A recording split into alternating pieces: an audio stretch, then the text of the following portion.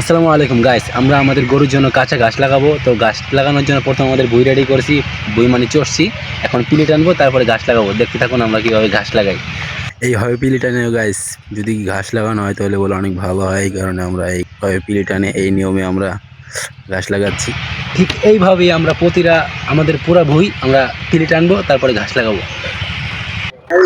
এইভাবে পিলি টানলে কি হয় গাইস, লাইনটা একটু সোজা হয় এবং ঘাসগুলা ভালোভাবে গাড়া যায়। সো আমরা এই ঘাসগুলা 2 দিন আগেই পানিতে ভিজিয়ে রাখছিলাম। এখানে দেখেন, প্রথমে গাছগুলা ভিজিয়ে তারপরে এখানে রেখে পানি দিয়ে কাগজ দিয়ে ঢেকে দিয়েছিলাম। তার কারণে দেখেন এই যে গাইস ফুরি হয়ে গেছে।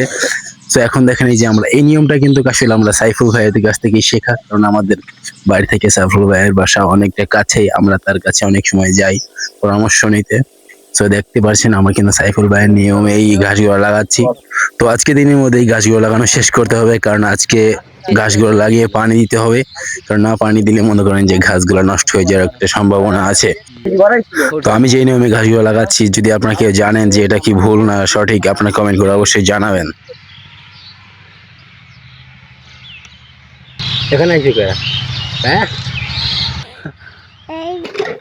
তো অবশ্যই গাছ লাগানো শেষ হয়ে গেলে এখন পানি দেওয়ার পালা। তো দেখেন গাইস, মেশিনটা স্টার্ট দেওয়ার চেষ্টা করছি। প্রথম ধাক্কায় তো স্টার্ট নিল না, এখন দ্বিতীয়বার স্টার্ট দিচ্ছি।